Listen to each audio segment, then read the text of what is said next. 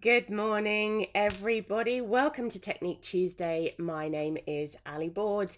Now, I'm sure you know the drill by now, but just in case this is your first time of joining us, this is an unusual setup for today.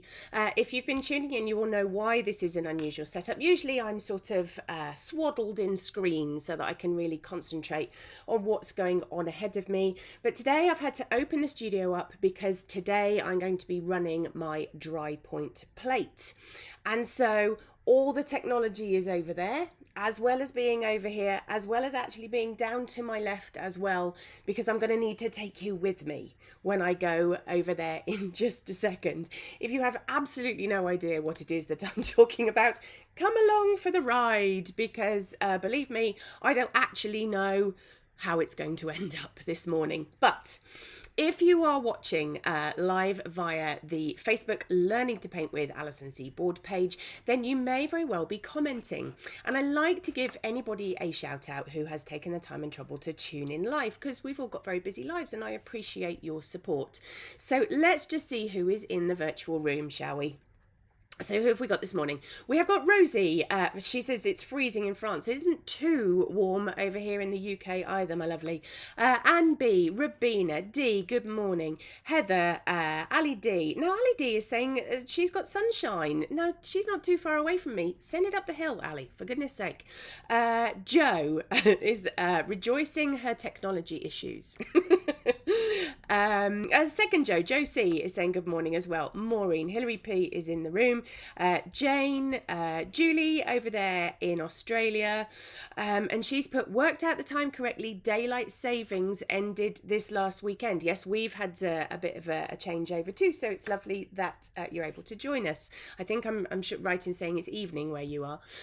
Rosemary, good morning. Heavily snowing in Aberdeenshire. I don't know why I have to give you the weather. I just like giving you the weather report around the world. Sort of makes it real for me. People saying bonjour. Sandy, hello, my lovely. I know that you are recuperating at the moment, sending you lots of love and the very best of wishes. Now, what is it that we're going to be doing this morning? I've got to start the broadcast here today because this is kind of where... what can I say? This is kind of the hub of where I have to click everything to make it go live. But I'm going to be going over there in just a second to show you how to ink up the plate and how I'm going to run it through my press. Now, as always, if you want to know the equipment that I'm using, if you want some nice, quick, easy links to be able to find that equipment, you need to go over to the Technique Tuesday blog, and you will find that on my website, www.learningtopaint.co.uk. Go to resources, you'll find Technique Tuesday there, and there's all the blog posts. You can scroll back through a whole plethora of demonstrations and little nuggets of information that I have shared with you. It's already up. It goes live at 10 o'clock, the same time that I do, so that you can click straight over there. And it has got some links there for you to be able to go and find the equipment. They are affiliate links, so I do get a tiny, tiny little kickback from those. It just helps to keep these Technique Tuesday broadcasts continuing to be free to anybody that wants to take part in them. Now, who have I missed? Ulrika is saying hello from Stockholm. Good morning, lovely. Thea is there too. Ali WT, as I always call her, she's in the room too. And Trudy, who's just back home in good old Dorset. Lovely to see you too. Now, you're just going to have to bear with me this morning as I flit about between technology, because all the clicky things are here and all the fun stuff is over there. So you're just going to have to bear with me. So shall we get going? Shall we see if I can make this work this morning? It's going to be a challenge, I think, is the answer to it. So let's take you over to a different camera. Just give me a couple of seconds while I switch over between those two. Let's go for this one. Let us start that sound up as well, so hopefully you don't lose any sound as I go over. Now, I am going to set up a little bit of a station over here so that I can hopefully see you, possibly I can also see what I am doing too. I've just got to grab my mouse, and what you'll be able to see is the press. just over here on this side. That's what you should be able to see. I'm having to look behind me and in front of me. And bizarrely, I have to bring my mouse with me so that I can click between all sorts of things as we are working today. I'm just going to make a few little minor adjustments to make sure that it's all good. I can see that some of you are having some internet issues. I don't think that those issues are to do with me. I'm thinking that possibly they are to do with your internet, but let me know. Anywho, here is the press, and I am going to pop my apron on. Isn't this apron just fantastic? My mum made it for me, of course my mum made it for me, with a photograph of my lovely boys on it. It is my printmaking apron. So I'm going to pop that on, and while I pop that on, I'm just going to go back over to make sure that everybody, lots of people saying that the feed is good, your end. Excellent. So possibly just refresh your page, that might do it. Now, oh goodness me, who decided I would do this? Right, one of the things I've got to do is I need to click onto a different camera so that you can see everything that is going on here in front. Now you might notice here is the plate that we talked about last week. I have done some work to it, and you might also notice that it is looking kind of dirty and black and all of those things because I'm not going to lie to you, I have already run the plate. Why have I already run the plate? I've run the plate just in case, you know me, belts and braces, just in case it was not going to work or I hadn't made enough marks. But if you want to know how I put this together and you want to be able to understand why I made the marks that I made, then go back and watch last week's broadcast, because all I did really was continue with those marks. I did some extra scratching, I used my little power tool to create some feather marks, and I'm kind of going to do it Blue Peter-like. I'm going to show you what it was that I created. So here is the first version that I ran, a little bit on the pale side, it has to be said. I think I over-wiped it. You'll soon see what I mean by over-wiping. And then I ran it again, I ran it a second time, and that one vastly improved, much blacker. Probably a little bit too black. What I'm aiming for today is a kind of Goldilocks version between those two things.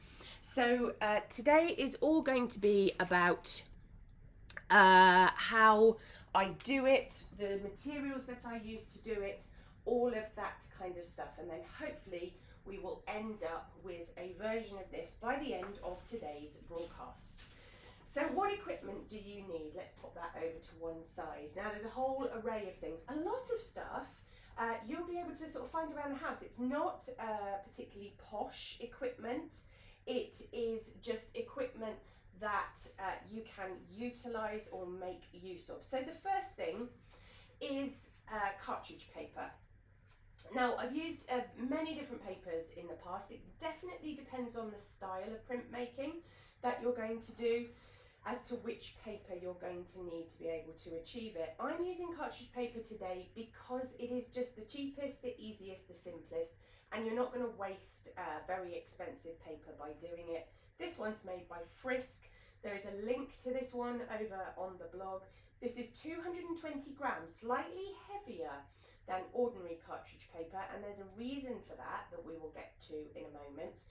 This is A4. All I did was take some sheets out of the pad. It's just a pad I happen to have in the studio. So you're going to need a little bit of cartridge paper. You're going to need some rubber gloves. Now, as you can see, these are well-loved rubber gloves. Now, of course, you can use latex gloves, you can use disposable gloves. I just try to avoid those kind of gloves that are just one use. I know that you can get vegetable gloves now, but the problem with the vegetable gloves is they're too baggy on your hands. So what I have done is just kind of assign a pair of gloves to my printmaking process. And yes, aren't they grim and filthy? But they absolutely do the job, so I'm going to need those too. You're obviously going to need your plate. Because we did lots of preparation on the plate, there's probably nothing else that you need to do to it.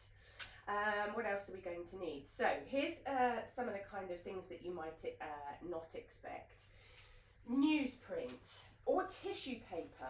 Now, the reason that I need heavier weight cartridge paper is because one of the things you're going to need to do to your cartridge paper before you print on it is you're going to need to soak it in water. So you can do this in the sink, or I have in the past used a cat litter tray full of water, and then you need to take the moisture off of it. So I tend to layer it in between newsprint. You can see I've got 2 or 3 pieces there on the go. Takes all of the excess moisture out of it, but makes it very pliable. Why does it need to be pliable? It needs to be pliable because you need to push the fibres of the paper into the plate. It needs to push around, it needs to push into those little marks that you've made and pick up the ink. Now, who's asking a question? I'm just going to see who is asking a question. Julie is saying, did Dodge make an appearance this week? So just in case you're not aware, I used Dodgy Robin as inspiration for this plate, and no, sadly she has not reappeared. So we've got new robins back in the garden. So unfortunately, my time with Dodgy was a little bit fleeting, but I'm hoping that this is a bit of a nice way of remembering that special little robin that came into my life. Always good to have something that inspires you, I think. So my paper's been soaking, and it's between the newsprint. Now, newsprint and printmaking as a hobby kind of go hand in hand. It's fantastically cheap to buy. There's a link over on the blog as well for newsprint pads. I get through masses of this when I'm printmaking. It's great for taking impressions of prints. It's great for soaking paper, and it will be good for something else, which you will see in a minute. So I've got my plate, I've got my paper, I've got my gloves. Some other things up here that you're going to see me using today. I've got my ink. So this is the Akua Intaglio Ink, which we talked about right back at the beginning. There are so many printing inks out there.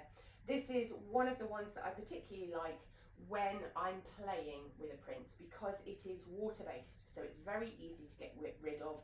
It's also soy-based, so it's not going to be particularly hazardous. If you like to run a studio that doesn't have a lot of fumes or vapours or anything in it, then this is a good one to go for. But I am going to warn you, it's not the cheapest thing in the world, okay? But I've had my pot for a long time. Let's just remove the lid. And as you can see, you use a very, very small amount, and it keeps, this pot has easily got to be, I would say, about 10 years old. So whilst it is a bit of an investment, I have to say, well, look at the layer of dust on it. It does last. So that's my printing ink.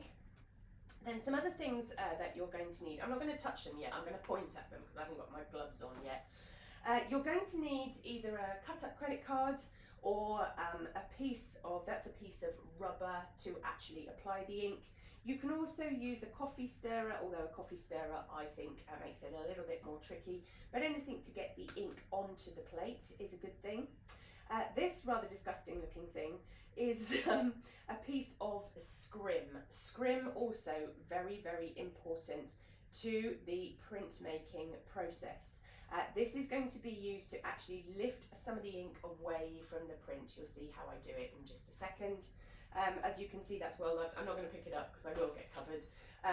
I've got a bag of them just off camera here. I know it's got my name on it. It's not because I forget who I am, but this is the bag that I used to take to university. So this is, again, how long some of this stuff lasts. And I just labelled it so that nobody else ran off with it. What other things you're going to need? Just out of shot, I've got some hand wipes, some biodegradable baby wipes. I've got some cotton buds as well. I'm not sure if I'm going to need those. Now this is a blast from the past. This is definitely something that you're going to need. You can use newsprint instead of this, but you're going to need torn up bits of old phone book. It needs to be very, very thin paper that doesn't tear. So in the past, people have said to me, can I use tissue paper? And the answer is yes, you can. Of course you can use tissue paper, but you need quite a strong tissue paper to get it to work. so that it doesn't tear. This is going to be used for wiping your plate in a little bit. You can use newsprint as long as the newsprint that you use is a good quality one, and I have put a link on the blog to a really good quality one. This phone book I obviously rescued at the time, not something that we get in the UK anymore, but it's going to last me ages because you don't use an awful lot. So I'm putting that to one side. I've also got some kitchen roll, I've got some other things around, and then of course what you're going to need is you're going to need some way of taking your print. Now I'm going to switch to the other camera. I want to tell you a little bit about this press. I absolutely understand that not everybody is going to have one of these, but this press was constructed by my husband. It's about Mark 10 of the press, all made out of scrap metal. He is really, I mean, genuinely so clever to construct something like this. Printing presses can be fantastically expensive, and I absolutely understand that. But you can also do it with, I'm going to forget what it's called, but a printing a piece. I'm going to go just very quickly run across the studio to find mine. Here we go. It's called a Baron. That's what I remember now. Here is a Baron. This is something that you can use instead of a press. You can see it's got a handle at the top. It's plastic. If you remember from a previous broadcast, somebody was saying you can take the lid off a candle, put a handle on it, and what you will do is you will use it to burnish that way, okay? So you'll kind of use it to push the paper through the plate. Lots of YouTube videos on how you can use one of that. Absolutely fine to do that. Even more than ever, you need to soak your paper because you need to push really hard on the back of the piece of paper with that. But let's quickly show you this fabulous, yes, Rosie is saying, Bees is so enterprising, isn't he just? Now, he is very clever because he's made my press roll, which is no mean feat. If any of you are engineers or know of engineers, you'll know how difficult that is to produce. And the parts of the printing press, you've got two rollers, you've got one above and one below. This is called the bed, this bit of metal here. This is a very heavy metal plate. And then we've got a couple of things set up ready. Let's just get it sorted so that it is ready. You've got, these are called blankets. And a blanket is designed so that the rollers don't puncture anything that goes through the press. And then I've got a couple of pieces of newsprint here, which is where you lay your plate and your piece of paper. It doesn't go directly on the bed, it goes in between pieces of paper. You can use sugar paper for that as well, actually. I just didn't have any. I'm using newsprint instead, and the blanket, and that's all good to go. So I'm just going to have a quick look at the comments, make sure that I haven't missed anything from anybody, and then we'll get cracking with our print, shall we? Let's switch over there. So no, I can't see anything happening. So I'm going to lose the comments while I do this, but I will get to them eventually. Just going to have to bear with me. I need to be in the zone. So let's pop some things to one side. And let me get my gloves on. No, actually, I'm going to reach across and get some kitchen roll first. Let's get a few pieces of this ready so that we can ink up the plate. There we go. I always try to put my gloves on at the last minute. So let's lay a piece of kitchen roll down there. Let's pop those just over there for the time being. And let's do some inking up. So I'm very much hoping, let me just double check the cameras that you can see that. Yes, you can. And gloves are going on. Look at the state of those things. I don't know, I quite like the fact that they're all grubby. Hours of printmaking in these gloves. Look at the state of them. Now, why is the left one dirtier than the right one when I am right-handed? You will soon see, okay? So the first thing we need to do is we need to push some ink into the surface of this plate, push it into all those nooks and crannies that we created with our mark making. And the way that we're going to do that, let's take our ink. I have stirred it already because it does separate out over a period of time. So I'm dunking my coffee stirrer. You don't need a lot of ink at all. And I'm going to wipe some ink over the plate, just like that. Let's, because I'm a messy article, put the lid onto that so that we don't do anything with it. Now you can use a bit of rubber. You can see here that that is a very well-loved, well-used bit of rubber that has actually gone hard now. So I'm going to use an old credit card to do this bit. And so what we do is we scrape that black ink all over the areas that we want it to push into. You can feel them under the credit card. Now why, I can hear you asking, why, Ali, are you using a credit card to do that? Couldn't you just put it on with a brush? You can, but believe me, when you see the next part of the process, you want as little ink on the surface as possible. So what I tend to do is I tend to swipe it on there, and then I kind of drag it off, because if you don't get as much as possible away from the plate, the next part of the process takes forever. Okay, so let's do that. Pop that to one side. Let's get another credit card in and just pull off as much as we can. You can hopefully see that it is getting into the nooks and crannies of good old Dodge. So let's pull that away. And then the next thing you need to do is, here's your scrim. Now, why do you need scrim? Why can it not be any old bit of fabric? You need it to be scrim. Can you see how open weave that piece of fabric is?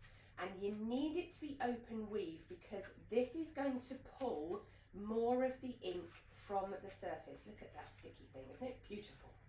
Okay, you can see there in kind of all the holes where some of the ink has dried, and what you need to do is you need to make it into a pad. Now, if I was using a metal plate, I would put the plate in my hand and I would wipe the plate like this, okay? That's why this glove is dirtier than this one. But because I'm using a plastic plate, it's too flexible. So I'm going to leave it on the kitchen roll, and I'm going to wipe and pull, wipe and pull, wipe and pull that way. I'm pressing down quite hard.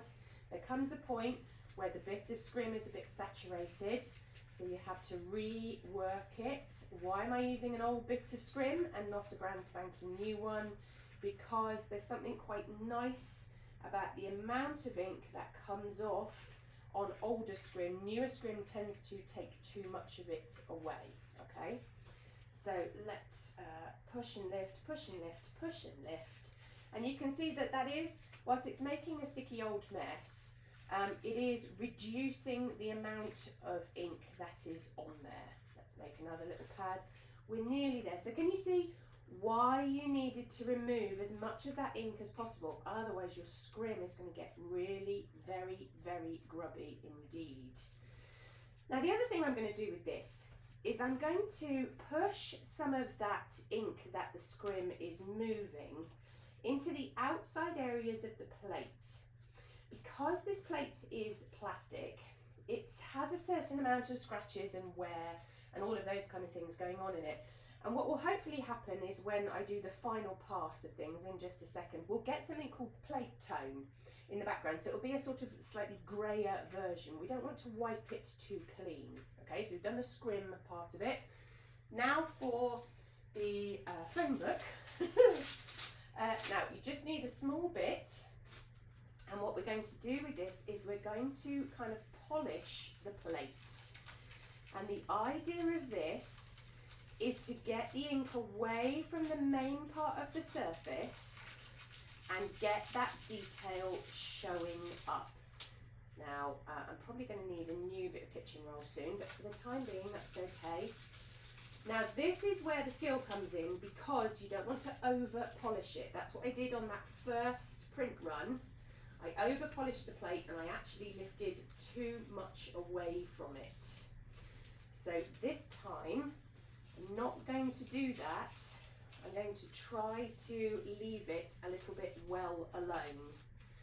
And the difficulty is that, like there, for example, I held the plate down with my fingers, and you can now see I've got glove fingerprints. So this is where I'm going to transfer it to my hand, pick it up and polish any kind of fingerprints or marks that I don't like out of it. I'm kind of twisting it into the light at all times, seeing what I've got. Let's just give that a bit of an extra rub. That's okay. I'm having a look at it all the time to see where things need to be removed. Again, I don't want to pull too much of it away. Let's give it a bit of an extra polish. You can use cotton buds at this point. I'm wondering if I've pulled too much ink off of it actually. So there is a danger of that, but do you know what? We'll run it and we'll see how that has come about. So let's stick that to one side of my bin down, just to one side of me. And let's get our kitchen roll, lay that down and pop our plate on it, okay? So now that's ready to go. I've got to get my gloves off. It's easier said than done on live camera. Let's just do that with them, shall we? Now, the important part now is that you don't get any ink on your fingers because of what we're about to do. So I've got a baby wipe here. I'm going to make sure that there's no ink on my fingers because we need to transfer our beautiful shiny white cartridge paper over onto the press. So I'm just going to change the camera angle while we do that. Doopy-doopy-doo. I'll get to all of your questions when I can in just a second, but here's the press.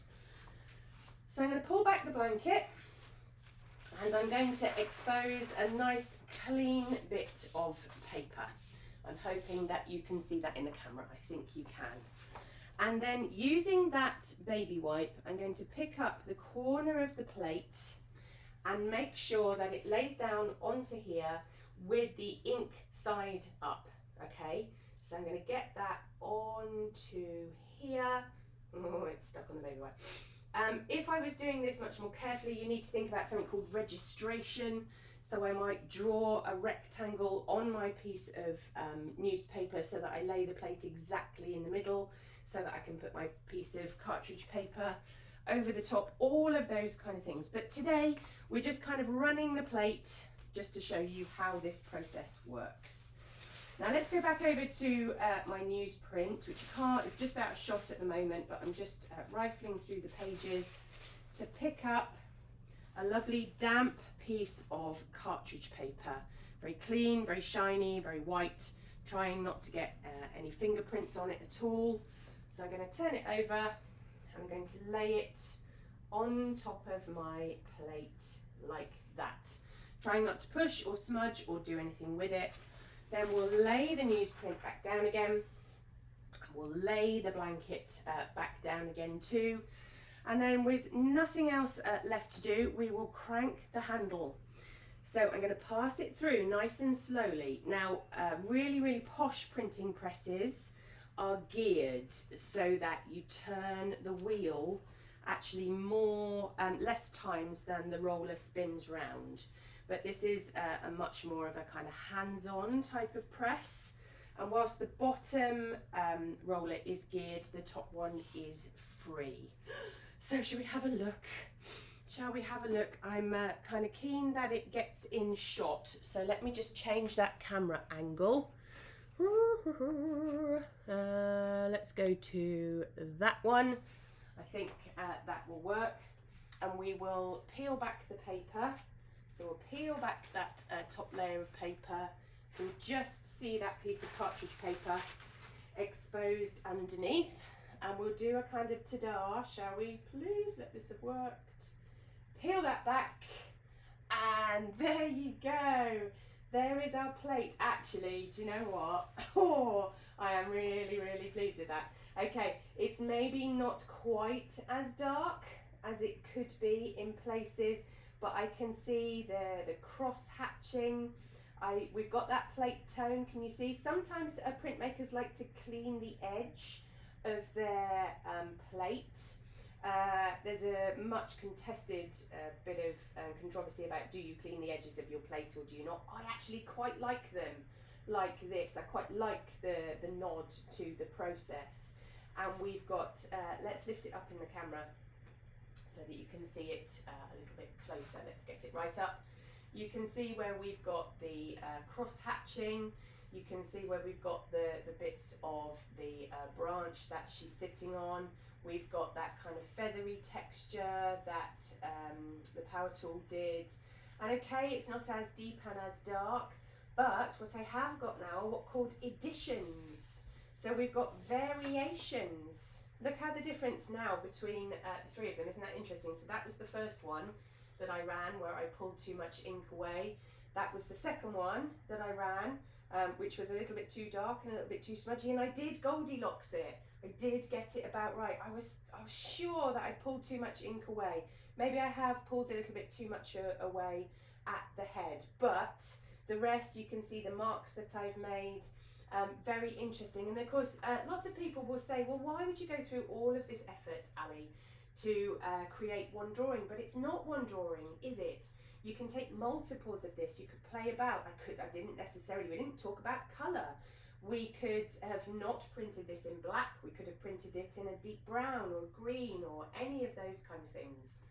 What we've got now is a selection of prints that we can now play about with. You might have noticed on the Learning to Paint page that there's still 1 week to go of this project, and that's because I thought it would be interesting to kind of go back and work back into these prints and see what else we could do with them by other ways of maybe adding colour or maybe adding some mixed media to it. I thought that would be quite fun to do, and that is what we are going to be doing next week. So forgive me 30 seconds while I run over to the other bit of technology and get that front camera in. 2 seconds. Let's so let's kill that and let's do that. That was quite the ride, wasn't it? That was really, really quite the ride. What I'm so hoping now is that you can still hear me. So just give me the thumbs up if you are watching me live, just so that I know I haven't killed all the cameras and killed all the microphones when I switched back to this. And here is my print. Still a little bit on the damp side, but there is good old Dodge in our dry point printmaking process. So yes, next week, let's come back together and let's play with some of the things that we've managed to create. And if you're following along with this process and you're doing it by hand, or you're doing it with a rolling pin, or you've kind of, like I said right at the beginning, you've put a board over the top and run it over in your car, do let me know what it is that you've been doing. It will be interesting to know, won't it? Now, don't disappear. While I've got your attention, I just want to remind you about Dorset Art Weeks. So Dorset Art Weeks is coming up. It is between the 14th and the 29th of May, and that's where we throw open the doors of the studio and we invite everybody in to see collections of work. As far as I'm concerned, it will be having a look at Plan B, it will be asking me about classes, about the all-aboard artists, any of those kind of things that you want to chat to me about. Also having the opportunity to kind of catch up, have a cup of coffee, to not be in a rush. Now, I know for a fact that there are lots and lots and lots of you out there who can't actually turn up in person. So I have created a series of events. You may have seen them on the Alison Seaboard Facebook page, where I take a theme every single day, and I am going to produce a project or an object, or we'll talk about inspiration, or we'll talk about a painting that I've already done.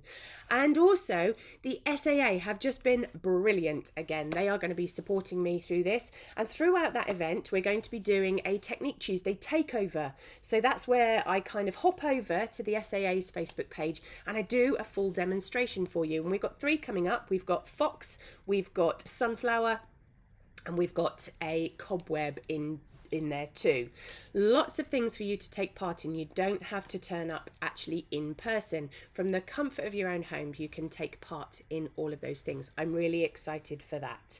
Now, the other big piece of news, which is a badly kept secret but will be getting announced tomorrow, is to do with the artist demo days. So artist demo days have been teasing you with an event that is coming up later in the year. And if you know anything about it at all, be around and about, I think tomorrow at about 9 o'clock, you'll be able to actually book your workshop places for that. But I didn't tell you any of that. Okay, we're telling it tomorrow. Okay, so I'm going to disappear now. I'm going to put some of those artist day demo days plans together. We've been furiously working in the background. You have no idea. All 6 of us tapping away into the wee small hours to get it sorted for you all. Thank you for sticking with me today whilst I sorted out all of the logistics, but I'm really glad I did. I'm really glad that you were able to actually watch that project take shape.